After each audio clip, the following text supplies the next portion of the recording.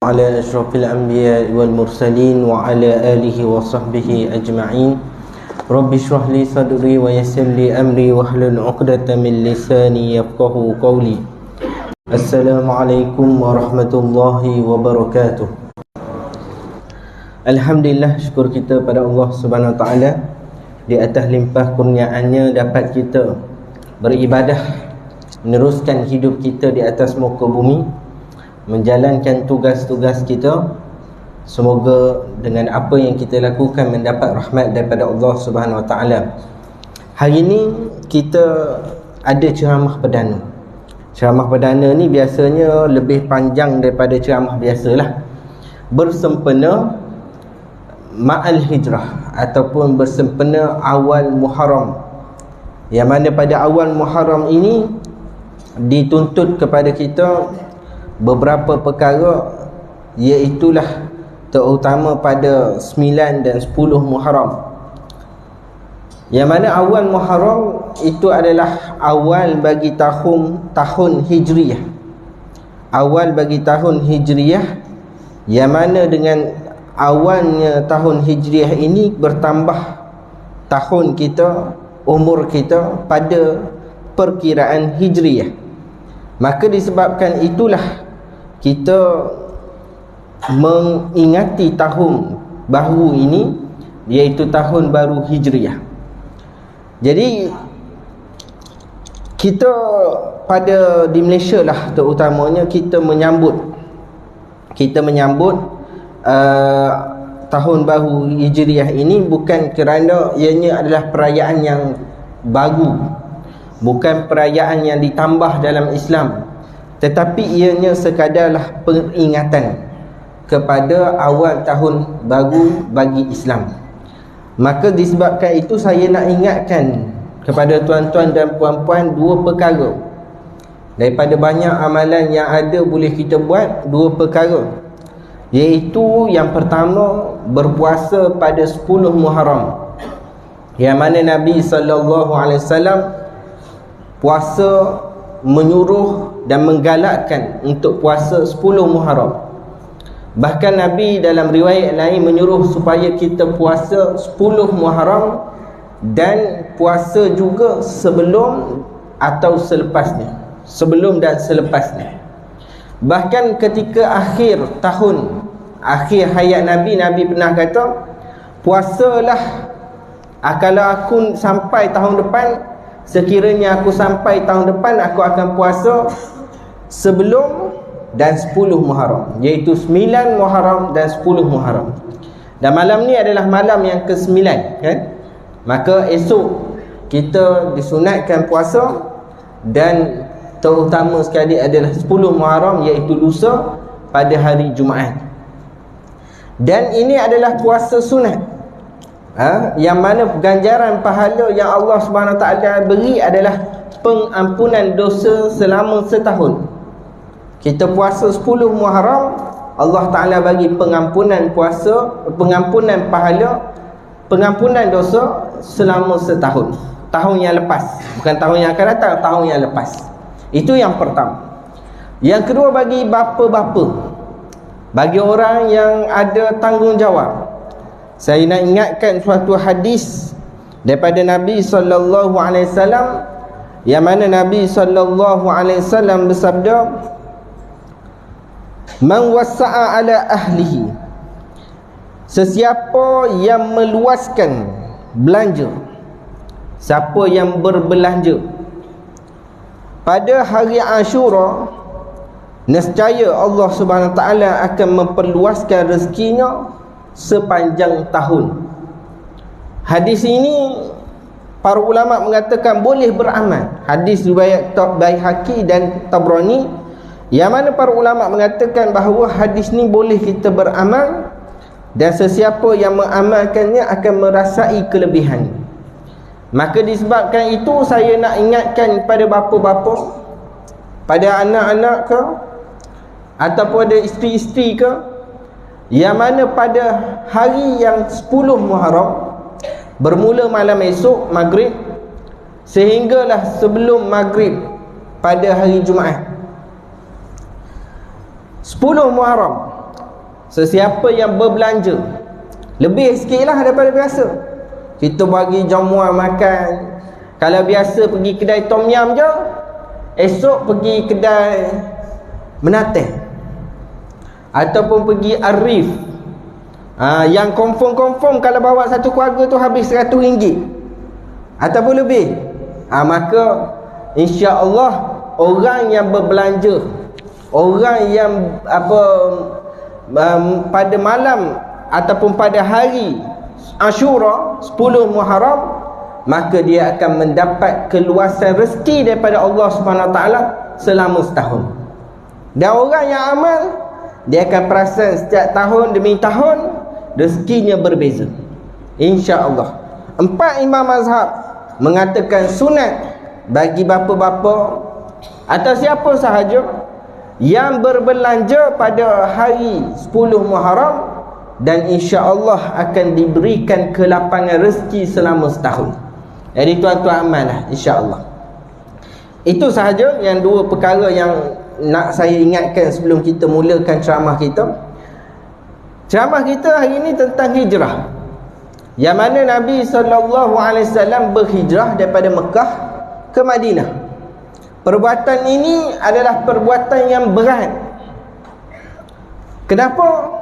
Kerana ada peristiwa-peristiwa yang berat. Kalau kita nak ringkaskan sirah Nabi, bermula daripada Nabi SAW diutuskan sebagai Rasul ketika umur 40 tahun. Kemudian ketika itu mereka telah Nabi SAW telah menyampaikan dakwah. Sampaikan dakwah kepada siapa? Kepada ahli keluarga, kepada orang-orang terdekat secara diam-diam. Kemudian apabila berpindah pada fasa yang seterusnya, Nabi berdakwah secara terang-terangan. Dan ini menyebabkan ramai orang tak suka. Cuba nak ubah satu adat, satu sembahan, suatu kebiasaan dalam negara dia, maka semua orang tak suka. Ketika itu Nabi mendapat banyak penentangan, tetapi ketika itu Nabi ada pelindung, iaitu Abu Talib. Sebenci-benci mana pun orang musyrikin Mekah, dia tak boleh nak mencederakan Nabi, dia tak boleh nak bunuh Nabi, kerana ada Abu Talib yang menjadi pelindung kepada Nabi Muhammad sallallahu alaihi wasallam.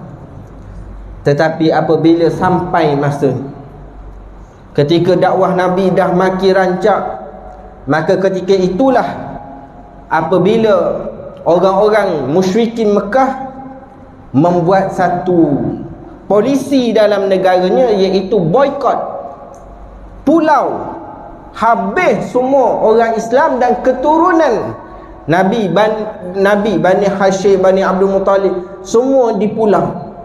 Tak boleh berjual beli, tak boleh urus niaga, tak boleh bagi bantuan, tak boleh semua. Masa tu Abu Talib masih hidup, dan Abu Talib mempertahankan Nabi. Tetapi tak lama Abu Talib meninggal dunia. Demikian juga pada tahun yang sama, Allah Subhanahu Wa Taala mengangkat, mematikan seorang yang banyak bantu Nabi daripada mula-mula Nabi turun daripada gunung, daripada Gua Hira. Daripada Gua Hira Nabi turun bukit dia, Nabi balik, orang yang pertama bantu Nabi adalah Siti Khadijah. Daripada situ hingga dia wafat, dialah banyak mengeluarkan duit, banyak memberi bantuan, banyak support emosi dan sebagainya. Tetapi pada tahun yang sama, Siti Khadijah radhiyallahu anha meninggal dunia. Nabi kehilangan 2 orang yang paling Nabi sayang, yang paling banyak bantu Nabi. Nabi seolah-olah tak ada tempat untuk boleh bergantung. Dan inilah Allah Ta'ala nak ajar sebenarnya.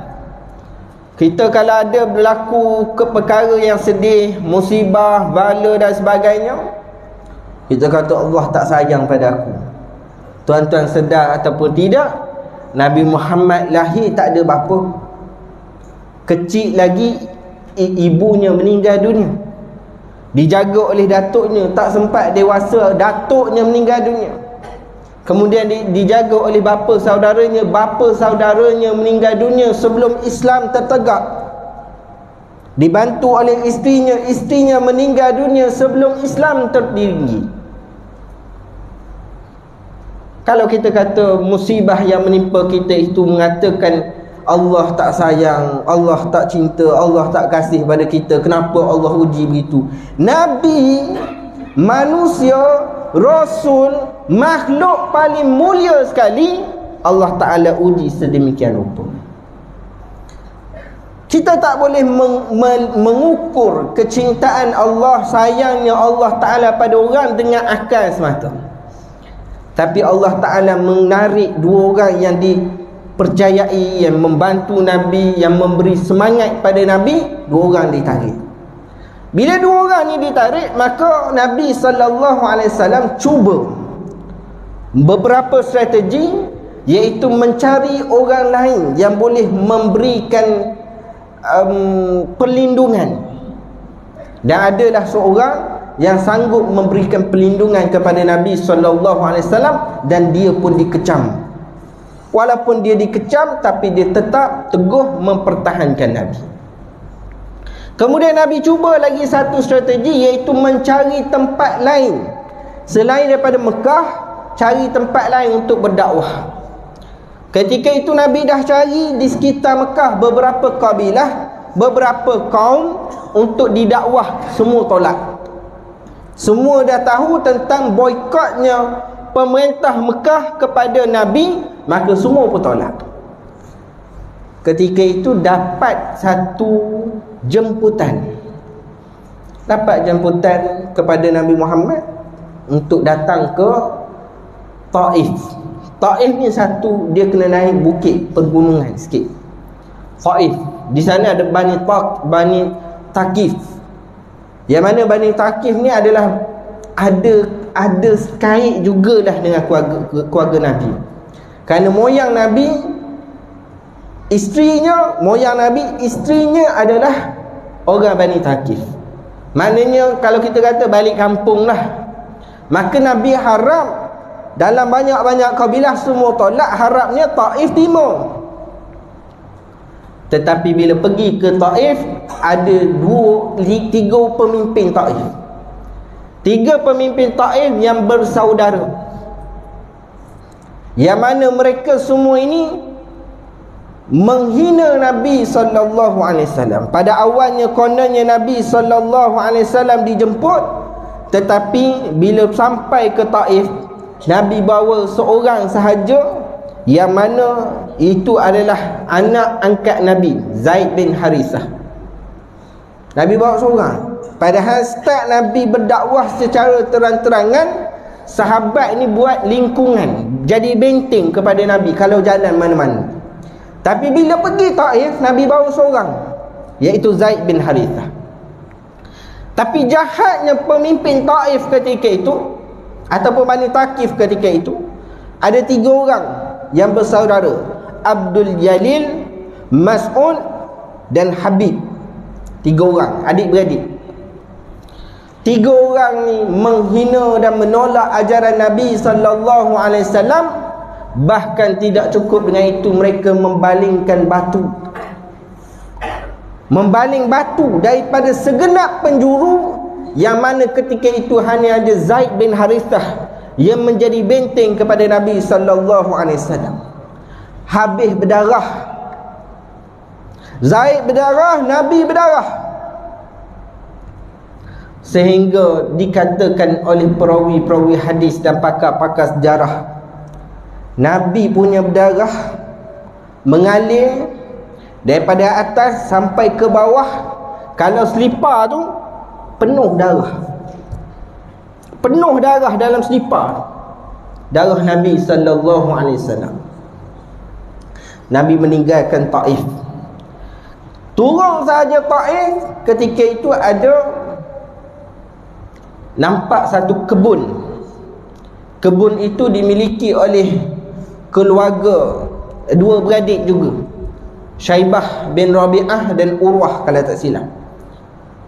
Dia dua keluarga, yang mana dua adik-beradik, yang mana bila Nabi datang dalam keadaan begitu sedih, darah dan sebagainya, maka Syaibah dan saudaranya, dia kata panggil seorang yang bekerja dengan dia yang bernama Adas. Dia panggil, Adas, kamu pergi tengok apa dia perlu bagi. Maka Adas ambil satu pinggan, dia letak buah anggur, kebun tu kebun anggur, kemudian dia bawa air bagi pada Nabi SAW. Bila bagi pada Nabi SAW tanya kepada Adas, wahai lelaki, kamu ni daripada mana, keturunan apa, agama apa? Nabi tanya. Maka dia kata nama dia Adas. Maka Nabi sebut namanya, wahai Adas, apa nama, apa agama kamu keturunan apa? Dia pun cerita. Kemudian bila dia cerita dia agama Nasrani, maka Nabi SAW tanya, Adas, kamu kenal tak Yunus bin Matta? Dia kata kenal, Nabi. Maka Nabi Muhammad kata, Yunus tu saudaraku, dan aku dan Yunus adalah Nabi. Maka dia pun terkejut, Adas tu. Dia peluk Nabi dan dia memeluk agama Islam ketika itu. Dia puji Nabi, dia suka, dia gembira kerana dia jumpa seorang Nabi, dan dia tanya banyak soalan. Itu Adas. Kemudian bila Adas siap urus Nabi semua, dia balik kepada tuan dia, majikan dia. Bila balik pada majikan dia, majikan tanya apa dia? Dia kata, aku jumpa dengan seorang Nabi yang mana apa yang dia cerita tak diceritakan oleh orang lain melainkan Nabi, dan dia adalah manusia yang paling baik sekali di atas muka bumi. Maka marah Syaibah. Dia kata, baik kamu diam, kalau tak aku akan paksa kamu keluar agama tersebut. Maka Adas pun diam. Daripada cerita ni tuan-tuan, kita tengok bagaimana Nabi SAW berdakwah beberapa kabilah Bani kaum, tetapi tak ada seorang terima. Nabi punya target Taif pun tak terima, bahkan menghina Nabi dan mencederakan Nabi. Nabi usaha, tetapi ada seorang yang terpeluk Islam, iaitu Adas, yang tidak ada dalam target Nabi. Nabi hanya menumpang di kebun Syaibah bin Rabi'ah itu sahaja. Tetapi bila dia jumpa dengan Nabi, dia suka dengan Nabi, dia peluk Islam. Misi tawaf ke Taif, tetapi seorang sahaja peluk agama Islam. Sebab tu saya nak pesan pada ustaz-ustaz jugalah, yang ada depan saya ni mungkin akan datang jadi ustaz-ustaz, adik-adik apa semua ni. Kalau jadi ustaz nanti, bila kita mengajar, tak ada orang, seorang je anak murid. Saya mengajar banyak tempat, tapi yang saya bagi tahu, saya punya anak murid seorang tu. Kalau kita mengajar seorang, maka kita ingat Nabi pergi Taif, yang peluk Islam hanya seorang. Tak perlu sedih dengan seorang. Kerana apa? Kerana bila kita berdakwah, bukan kerana bilangan, tetapi kerana nak menyampaikan agama Allah. Jangan kata nak berdakwah tunggu ramai, tunggu orang jemput, tunggu diberi upah, tunggu dengan pelbagai perkara. Tidak. Biarlah berdakwah sikit pun, tak ramai pun, insya-Allah ada ganjarannya di akhirat. Nabi SAW sendiri, yang mana kalau orang tengok batang tubuh Nabi tu dah terpikat dah, tapi punya kerasnya orang Arab ketika itu, yang peluk Islam hanya seorang, iaitu Adas. Dan ketika Nabi duduk di kebun tersebut tengah berehat, Allah SWT mengutuskan dua malaikat. Malaikat Jibril datang Dia kata, wahai Rasulullah, wahai Muhammad, bersama aku ni malaikat yang menjaga gunung. Kalau kamu izin, malaikat ini akan angkat gunung tersebut hempap di atas Bani Thaqif, di Taif tersebut. Maka Nabi kata apa? Nabi kata, kalau kita lah dah kena berdarah-berdarah ni, kita kata buat lah, biar padam muka. Itu kita. Tambah-tambah di media sosial sekarang ni, kita buat posting apa semua, orang tak suka, kita pun boleh block, boleh ban. Itu kita. Tapi Nabi SAW kata, biarkan. Ya Allah, ampunilah mereka kerana mereka tidak mengetahui. Aku harap daripada tulang sulbi mereka akan lahir orang yang beriman kepada Allah Subhanahu Wa Taala. Jadi itu bagaimana mulianya Nabi SAW. Dah berdarah ni tuan-tuan. Kalau pakai jubah putih ni, jubah tak putih dah, merah, habis berdarah. Maka bila Nabi kata begitu, baliklah malaikat. Bila balik malaikat, Nabi SAW bila mati Siti Khadijah, kemudiannya Nabi nikah dengan Saudah dan Siti Aisyah. Bila dah nikah dengan Siti Aisyah, Abu Bakar ni jadi bapa mertua. Masa tu masih getir, susah, nak makan pun tak ada. Sebab itu kata Siti Khadijah, wahai Rasulullah, bila aku meninggal nanti, masa sebelum ni dia kata, wahai Rasulullah, kalau aku meninggal nanti, ambillah tulang-tulang aku, gunalah untuk tegakkan agama. Sampai macam tu sekali Siti Khadijah. Siti Khadijah ni tak adalah isteri Nabi paling yang Nabi paling sayang. Sampai Siti Aisyah dia kata, aku tak cemburu dengan orang lain, tapi aku cemburu dengan Siti Khadijah. Tu Siti Aisyah. Dia macam pernah dengar cerita, dia dah mati, isteri dia dah mati, dia kahwin baru. Suami ni masih duk cerita tentang isteri pertama lagi. Isteri nasib baik, isteri kedua, isteri yang baru nikah tu tak cemburu. Tapi sebab Nabi selalu cerita pasal Siti Khadijah, sampai Siti Aisyah ni dia kata, aku tak cemburu dengan orang lain, tapi aku cemburu dengan Siti Khadijah. Yang mana ketika Siti Khadijah wafat, belum nikah lagi dengan Siti Aisyah. Tapi banyaknya Nabi puji, sebut tentang Siti Khadijah. Begitu kuat Siti Khadijah memperjuangkan agama Islam. Kemudian Nabi hijrah. Nabi hijrah, ketika nak hijrah, ketika itu belum ada apa-apa arahan. Kerana Nabi diutuskan di Mekah, tak boleh keluar. Tak boleh keluar lagi, kena duduk Mekah. Tapi orang Islam dah teruk ni kena. Maka ketika itu diutuskan beberapa orang pergi ke Yaman, jumpa dengan Raja Najasyi, pergi duduk sana. Bila setuju Raja Najasyi, beberapa orang Islam pergi bernaung di sana. Maka itu hijrah tidak rasmi. Hijrah dibenarkan oleh Nabi tapi tak rasmi. Nabi sendiri tak boleh keluar. Tunggu punya tunggu, barulah dapat kebenaran untuk hijrah. Dan tempatnya adalah Yathrib. Sebelum ni nama Madinah namanya Yathrib. Maka tempat itu dipanggil Yathrib.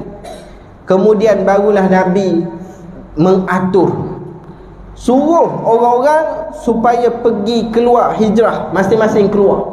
Aku tunggu dulu, kamu keluar, pergi hijrah ke Madinah. Maka seorang demi seorang, keluarga demi keluarga keluar masing-masing, semua secara sembunyi. Kita duduk kampung ni, kita pun tak sedar ada jiran kita yang dah pergi bercuti ke, jiran kita yang balik kampung ke, tak sedar. Sebab pergi dah, dia tak bagi tahu kita, dia pergi tak tahu. Maka sebahagian pergi dengan sembunyi. Umar dia buat isytihar, siapa yang nak isterinya menjadi balu, anaknya menjadi yatim, atau nak ibunya kehilangan anak, maka aku nak hijrah ni, mari sekat aku. Tak ada orang ni sekat. Umar dia punya garang dia kalah Abu Lahab, kalah Umar punya garang. Maka sebab itu tak ada orang berani dengan Umar. Maka bila Umar pergi tak ada seorang sekat. Nabi masih stay lagi. Pada suatu malam, orang-orang Quraisy, kafir Quraisy ni dia sepakat kumpul ramai-ramai mesyuarat. Ketika mesyuarat itu bincang apa kita nak buat dengan Muhammad ni. Tak boleh biar lama ni, bahaya. Nanti dia habis orang ikut dia, habis rosak negara kita, rosak dihina Tuhan-Tuhan berhala kita. Maka bila dah bincang-bincang, ada orang bagi pandangan. Ada orang kata bunuh, ada orang kata apa, macam-macam lah cadangan-cadangan yang buruk nak bunuh. Tapi dia kata tak boleh. Kalau kita bunuh Muhammad ni bukan masalah agama lagi. Dia jadi kaum Bani Hashim, Bani Abdul Muttalib ni akan bangkit nak lawan balik. Sebab orang Arab dia boleh berperang dengan sebab satu kaum dia dibunuh, dia boleh perang.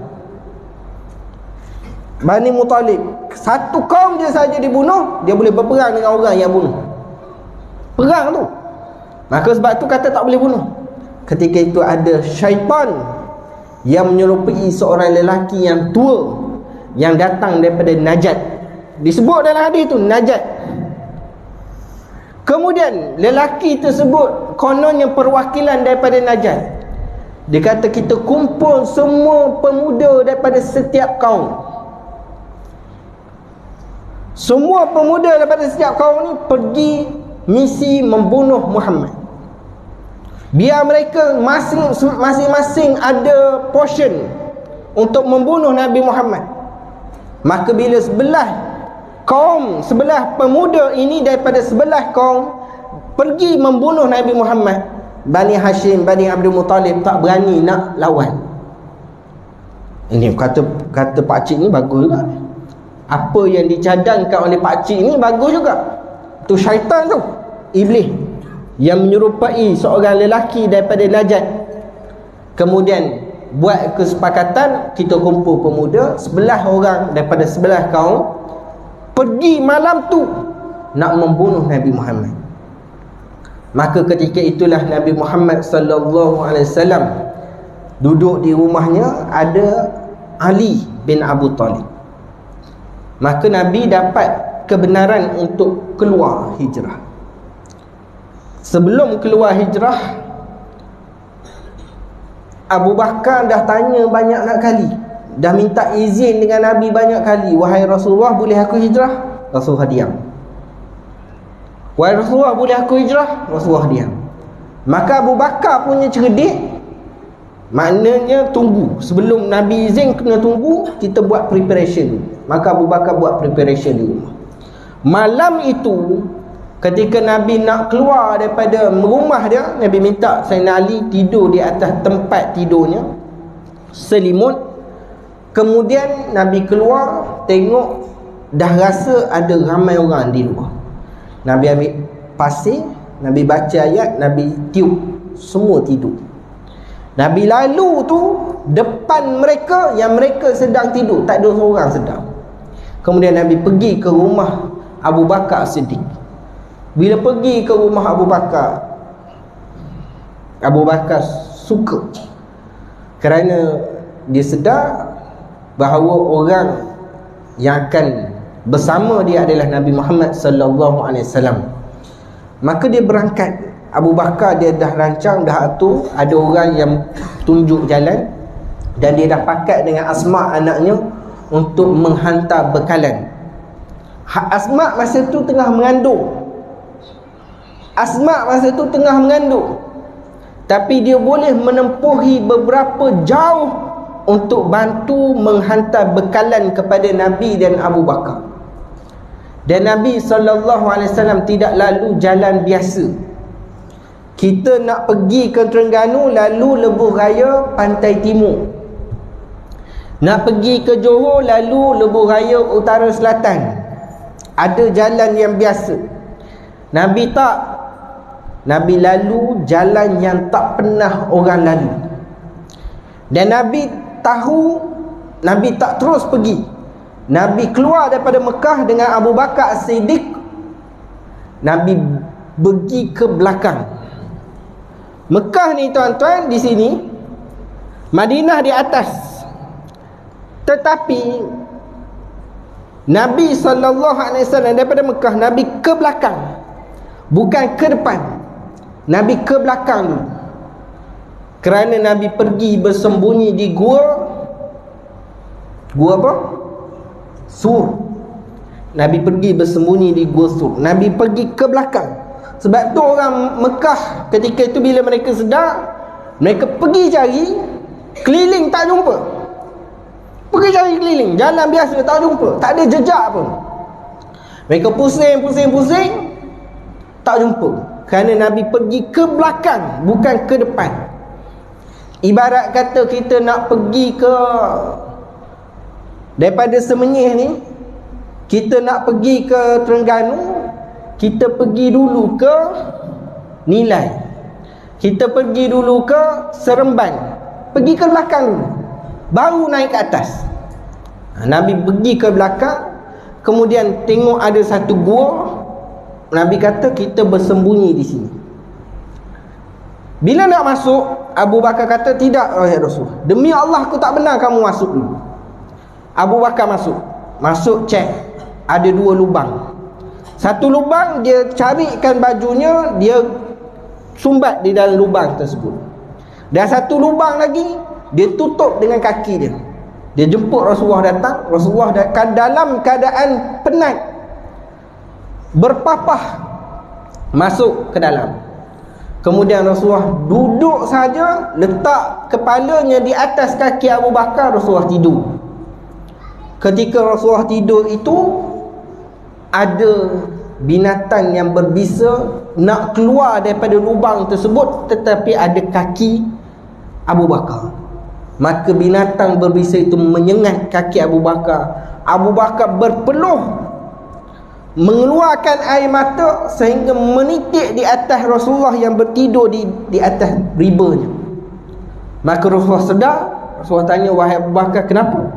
Dia kata, kaki aku kena sengat. Dia tak melompat.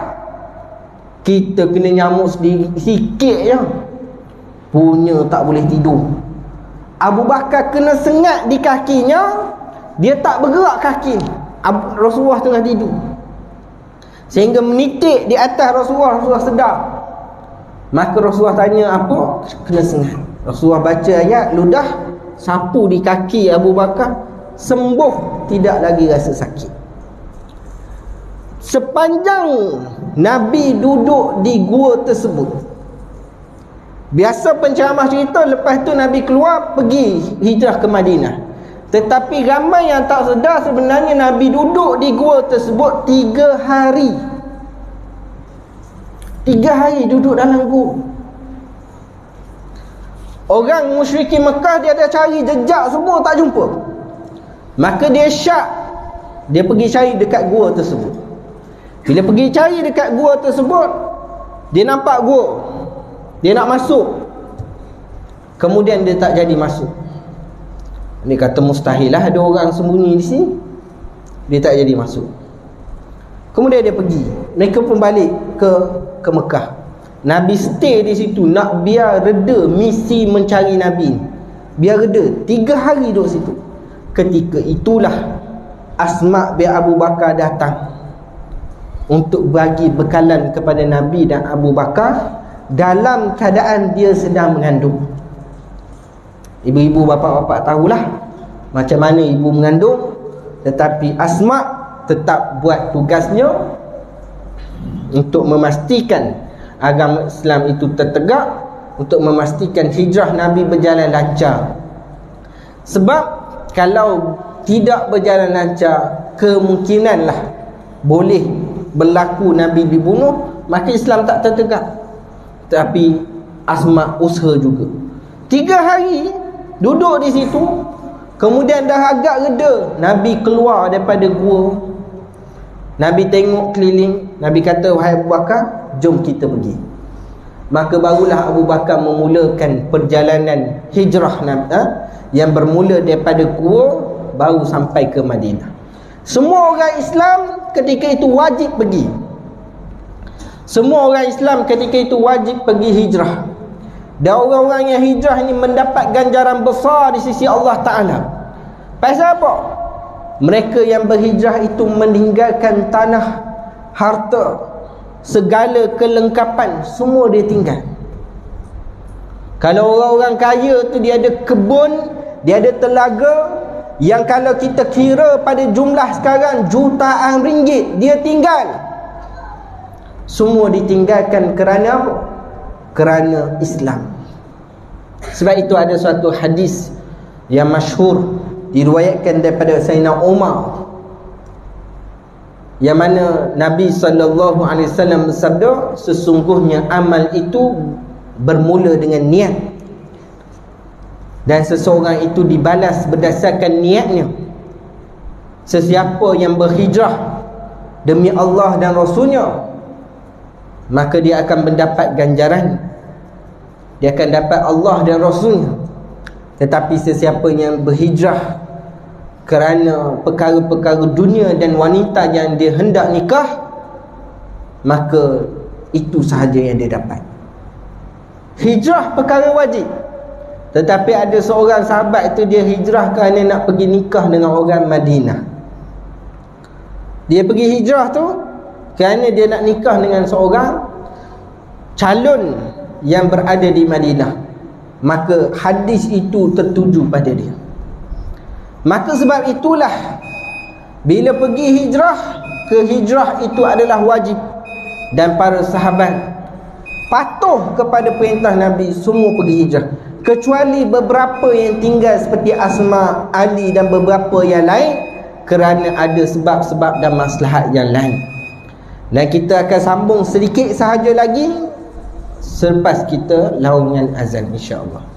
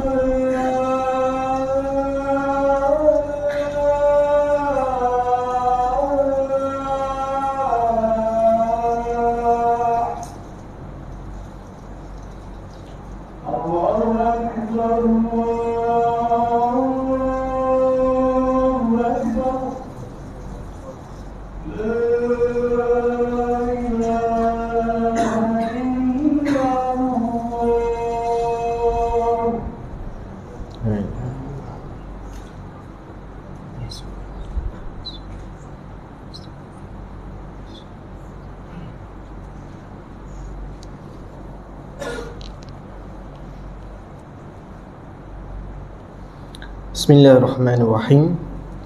Kemudian bila Nabi SAW memulakan hijrahnya daripada Gua Thur ke Madinah, Nabi melalui jalan yang tidak pernah orang lalu.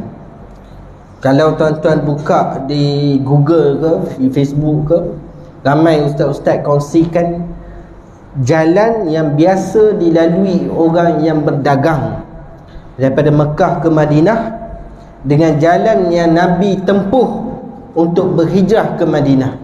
Ianya adalah 2 kali lebih jauh, bahkan beberapa kali lebih payah untuk berhijrah. Kerana apa? Kerana jalan tersebut tidak diketahui apa yang ada di depan. Tidak diketahui sumber air adakah wujud ataupun tidak. Kalau jalan yang biasa ni, jalan ada oasis, ada telaga, ada tempat untuk minum air, tempat berteduh. Tetapi jalan yang Nabi lalu ni tak ada apa-apa, tak tahu, lalu sahaja. Dan ianya jalan yang lebih jauh daripada jalan kebiasaan. Nabi SAW mengambil lebih lama masa, lebih banyak hari berbanding orang lain untuk sampai ke Madinah. Maka disebabkan itulah sahabat-sahabat Nabi yang telah berada di Madinah, setiap paginya mereka akan keluar, tunggu di sempadan Madinah.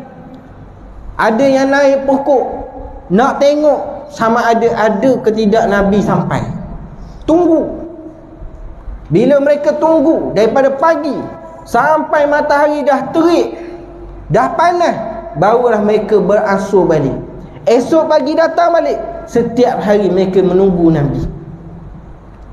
Kemudian bila sampai masanya, Nabi SAW dekat hampir dengan Madinah, hampir sangatlah, Nabi berhenti di Quba. Nabi mengasaskan masjid yang dikenali sebagai Masjid Quba. Kemudian barulah Nabi meneruskan hijrahnya. Bila masuk dekat dengan sempadan Madinah, orang-orang melihat Nabi dan merasa sangat gembira. Ada yang menangis, ada yang gembira, ada yang melantunkan syair, ada yang pakat-pakat serbu jumpa dengan Nabi SAW. Kenapa mereka jadi macam tu? Mereka duduk dengan Nabi, susah payah dengan Nabi di Mekah, diseksa, di pulau, berlapar bersama dengan Nabi, melindungi Nabi. Tetapi hijrah ini mereka terpaksa meninggalkan Nabi. Maka sebab itu hati mereka tak tenang. Mereka menunggu Nabi, setiap hari tak jumpa. Bila melihat kelibat Nabi dengan Abu Bakar, yang mana Abu Bakar dan Nabi datang, mereka pergi serbu kepada Nabi dan Abu Bakar. Semua nak khidmat, semua ajak datang rumah kami, semua ajak pergi makan dan sebagainya. Tapi Nabi SAW kata, tak apa, biarkan. Kita tengok mana unta ni berhenti. Maka unta tu berjalan dengan kehendak Allah.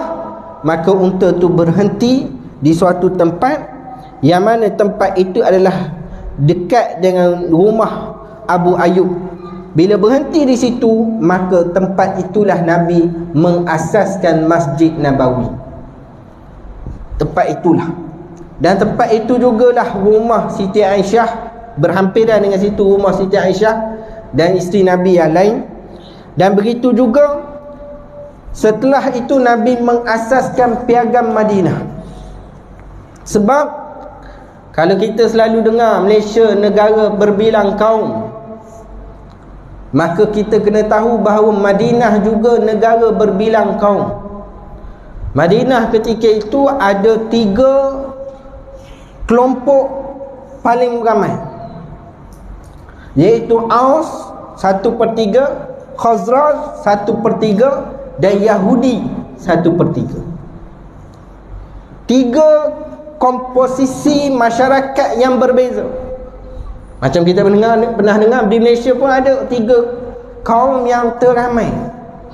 Maka Nabi mengasaskan Piagam Madinah untuk menyatukan kaum tersebut dan menyatakan satu perjanjian yang mana semua orang Madinah, tak kira Islam atau tidak, mesti mempertahankan Madinah. Dan ini Yahudi kena terima. Itulah piagam Madinah. Ada beberapa benda yang mana kalau kita buat ceramah, boleh ceramah satu tajuk lagi tentang piagam Madinah. Kemudian Nabi SAW bila sampai di Madinah, Nabi buat satu lagi, mempersaudarakan Muhajirin dan Ansar.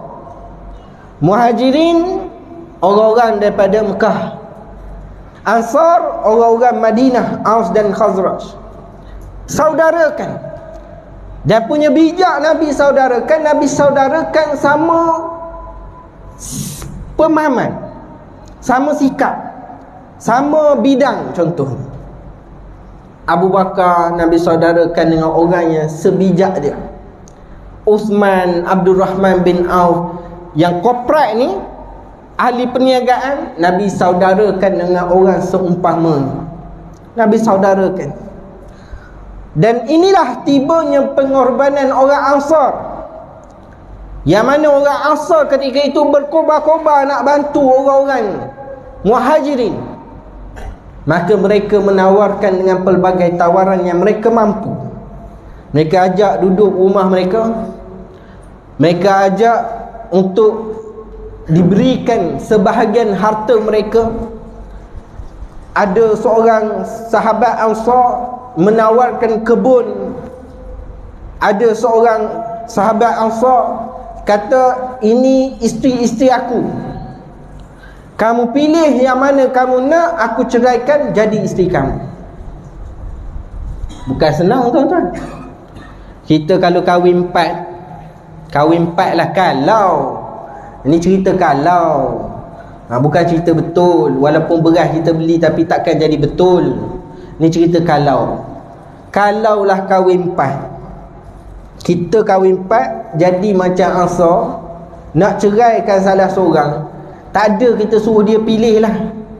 Kita kata pilihlah mana-mana kamu nak kecuali yang ni, yang paling sayang, yang paling muda, yang paling baik, yang paling kuat hikmatnya pada suaminya, yang paling taat pada suaminya. Pilihlah yang lain, tak apa kecuali yang ni. Itu kalau kita. Tapi Ansar tak. Kamu tengok ni, yang mana kamu kenal, aku ceraikan. Ini pengorbanan Ansar. Pengorbanan Ansar memberikan tanahnya kepada Muhajirin untuk didiami, berniaga, untuk dilakukan pelbagai muamalah padanya. Itu Ansar punya pengorbanan. Dan melantik, mereka dah awal lagi dah setuju melantik Nabi SAW sebagai pemerintah. Maka Nabi sebagai pemerintah memerintah dengan adil. Sepanjang duduk di Madinah ada banyak peperangan. Peperangan Tabuk, peperangan Badar, Tabuk, kemudian perang macam-macam, banyak peperangan. Cuma yang last saya nak cerita, yang nak dikaitkan dengan Taif tadi, ketika tahun yang ke-7 Hijriah, maknanya Nabi SAW sudah berhijrah selama 7 tahun. Nabi dah hijrah selama 7 tahun. Dah ada pelbagai peperangan yang dilalui, dah ada pelbagai perkara yang ditimpa. Bukan 7, 9 tahun. Macam-macam dah. Masyarakat Islam makin ramai, dah makin kaya, makin stable. Kemudian ketika bulan Ramadan ataupun sebelumnya tak pasti, pada tahun 9 Hijrah, datang seorang lelaki yang bernama Urwah bin Mas'ud. Pernah dengar? Siapa boleh tahu, boleh bagi tahu siapa Urwah bin Mas'ud ni? Saya nak bagi RM50.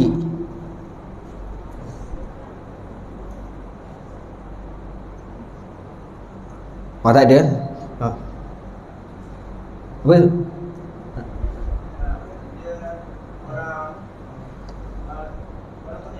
Orang Taif. Tapi dia ada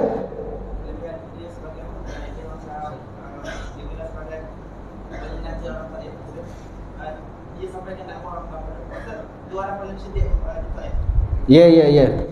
Yang saya nak jawapan tu dari segi keluarga dia.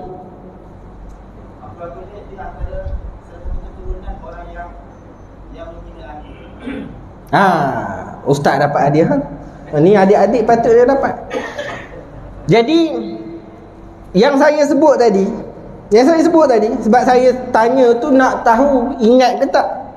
Saya sebut ketika Nabi pergi ke Taif, ada 3 bersaudara yang memimpin Taif. Siapa 3 tu? Tu masalah kita.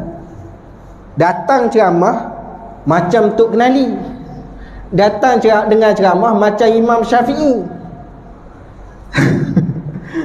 Tak ada bawa kitab apa ni, tak tercatat apa. Tapi bila tanya, bukan tanya bulan depan, tanya sekarang ni. 3 orang, Abdul Yalil, Mas'ud, dengan satu orang lagi nama Habib. 3 ni anak Amru. Jadi yang datang ketika itu Urwah bin Mas'ud As-Saqafi, yang merupakan anak siapa tadi? Mas'ud. 3 orang pemimpin yang menghina Nabi tadi, yang Nabi kata jangan azab, jangan timpakan gunung ke atas dia. Dia tak tahu, mudah-mudahan ada ahli keluarganya yang memeluk Islam. Terbukti tahun 9 Hijriah Nabi nak wafat dah. Tak lama dah tu. Tahun yang dekat-dekat tahun akhir Nabi nak wafat. Tahun ke-9 Hijriah, datang Urwah bin Mas'ud bin Amru bin Umay As-Saqafi, anak kepada pemimpin, 3 pemimpin yang pernah hina Nabi tu, datang ke Madinah nak peluk agama Islam. Bayangkan kalau kita macam Nabi, kalau kita bukan macam Nabi. Yang saya tanya tadi, kalau kita orang buat darah habis ni apa? Timpalah padang muka dia, bagi dia rasa. Ni kita. Tapi Nabi tidak. Nabi tak benarkan. Dan terbukti anak kepada pemimpin tersebut sendiri yang datang nak peluk agama Islam. Orang paling bijak di kalangan para Taif, dia datang. Nak ceritanya tuan-tuan, bila dia datang dia peluk agama Islam. Nabi ajar tentang Islam. Kemudian Nabi kata, kamu balik ke Taif, pergi dakwah kepada orang-orang Taif. Jadi dia pun balik daripada Madinah, dia balik ke Taif. Jauh lah juga. Dia sampai ke Taif pada 27 Ramadan tahun 9 Hijrah. 27 Ramadan tahun 9 Hijrah. Dah wajib puasa masa tu. Bila sampai, dia berdakwah. Tengah berdakwah, ajak orang peluk Islam, tiba-tiba entah daripada mana anak panah datang, kena pada dia, dan dia meninggal mati syahid. Dan bila dia meninggal mati syahid dah, Urwah bin Mas'ud, anak pemimpin ni, bukan kata orang entah daripada mana, anak pemimpin bangsawan, dibunuh oleh orang Taif, dipanah, dia mati syahid. Tetapi tuan-tuan, saya nak bagi satu lagi benda, iaitu dia dah mati. Bila dia mati, orang Taif buat mesyuarat, bincang, macam mana ni, dah mati Urwah ni. Maka mereka sepakat, ginilah, kita peluk agama Islam. Sepakat mereka nak memeluk agama Islam. Maka ketika itulah diutus orang yang kedua, yang bernama Abdul Yalil. Siapa pula Abdul Yalil ni? Tu nak test minda tu. Abdul Yalil, salah seorang, tadi anak ni salah seorang yang menghina dan menolak Nabi tadi tu. Abdul Yalil menjadi perwakilan kepada orang Taif, pergi ke Madinah, jumpa dengan Nabi untuk memeluk agama Islam. Abdul Yalil pun bawa satu perwakilan rombongan pergi ke Madinah nak kata peluk agama Islam. Maka mereka peluk agama Islam, mereka balik, para penduduk Taif lama kelamaan semua Islam. Dan penduduk Taif sekarang adalah penduduk-penduduk yang baik, soleh dan solehah, lembut, mungkin kerana doa daripada Nabi sallallahu alaihi wasallam yang mendoakan keturunan daripada Bani Thaqafi. Jadi inilah yang kita nak cerita satu lagi pengajaran. Urwah bin Mas'ud, tujuan dia pergi berdakwah. Dia nak dakwah, tapi tak ada orang sempat peluk agama Islam, dia dah meninggal. Dengan meninggal dia, penduduk Taif peluk agama Islam. Kadang-kadang benda yang kita usaha belum tentu kita nampak hasilnya. Hasilnya doa kita, harapan kita mungkin tak dapat pada kita, tetapi dapat kepada generasi selepas kita, anak kita, cucu cicit kita. Ini adalah pengajaran dakwah. Dan kita nak cerita malam ini tentang daripada kisah Nabi pergi ke Taif dengan Zaid bin Harithah, yang mana sanggup menjadi benteng kepada Nabi, yang ketika mana Nabi SAW hijrah, Asma bin Abu Bakar sanggup dalam keadaan perut mengandung tu pergi menghantar bekalan. Dan orang-orang Madinah, orang-orang Mekah yang sanggup berkorban dengan pelbagai pengorbanan, mereka berkorban bukan kerana lain, tetapi kerana cinta kepada agama, cinta kepada Allah dan cinta pada Rasulnya. Dan saya nak tanya tuan-tuan, kita cinta ke tidak pada agama, kepada Allah dan Rasulnya? Kita boleh kata kita cinta. Dan kita nak tanya, adakah bila kita kata kita cinta kepada Allah dan Rasulnya, boleh kita banding dengan pengorbanan, kesusahan, kesedihan, luka dan mati syahidnya para sahabat, yang mana mereka mengatakan kami buat semua ini kerana cinta pada Allah dan Rasulnya. Dan kita yang duduk di rumah, duduk di masjid ni, kita kata kita cinta pada Allah dan Rasulnya. Adakah sebanding ataupun tidak? Tuan-tuan, kalau kita tengok pengorbanan dan cinta sahabat, kita rasa ya Allah, tak boleh masuk syurga dah kita ni.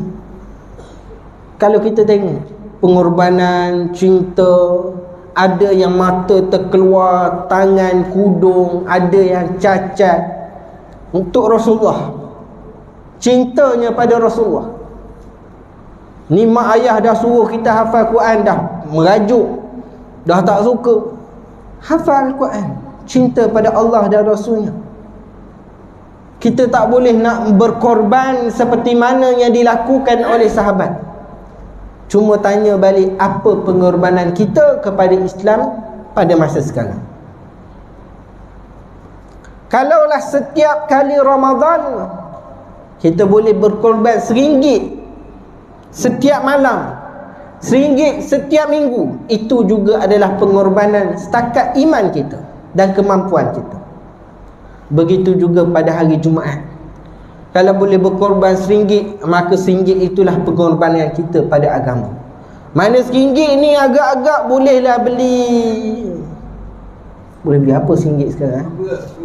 Gula-gula. Gula-gula. Tak boleh beli apa sangat makanan, nasi bihun pun tak ada dah RM1 sekarang. Tapi kita keluarkan RM1 daripada duit kita untuk tabung. Kita tengok orang nak bina madrasah, pusat tahfiz, orang nak wakaf, buka wakaf dan sebagainya, maka kita keluarkan setakat kita mampu. Sebab itu kita hijrah. Dan bila hijrah Nabi daripada Mekah ke Madinah, tak ada lagi hijrah. Nabi SAW bersabda, tidak ada hijrah selepas pada Fatah Mekah. Selepas pada pembukaan kota Mekah, tidak ada lagi hijrah. Tak adalah. Maka apa hijrah itu? Maka ada satu hadis Nabi kata, al-muhajiru man hajara ma nahallahu anhu. Orang yang berhijrah itu adalah orang yang mana berpindah, meninggalkan daripada perkara yang dilarang ke atasnya. Maka sebab itu kita tengok ada istilah artis-artis yang berhijrah, orang-orang korporat yang berhijrah, kerana mereka itu adalah al-muhajirun. Nabi kata orang yang hijrah adalah orang yang meninggalkan daripada perkara yang dilarang daripadanya. Maka sesiapa yang meninggalkan perkara yang dilarang, dulu solat subuh payah, bulan ni tahun ni kita tak nak lagi tinggal solat subuh. Sebelum ni judi, mulai tahun ni tak nak lagi judi. Sebelum ni tak tutup aurat, mulai awal Muharram ini kita tak nak lagi tak tutup aurat. Maka itulah hijrah kita pada masa sekarang. Maka sebab itu saya nasihat pada tuan-tuan dan puan-puan, kena ada semangat hijrah. Orang mukmin tidak berada pada takut yang sama, takat yang sama. Dia tidak berada pada peringkat yang sama. Setiap hari itu lebih baik daripada sebelum. Maka itulah semangat hijrah yang kita nak bawa, sentiasa ubah. Sebelum ni tak solat duha, sekarang solat duha. Sebelum ni 2 rakaat, sekarang 4 rakaat. Sebelum ni tak solat sunat rawatib, sekarang solat sunat rawatib. Maka itulah hijrah kita yang kita boleh usahakan sekadar yang mampu. Setakat itu sahaja ceramah pada hari ini. Wabillahi taufiq wa hidayah. Assalamualaikum warahmatullahi wabarakatuh.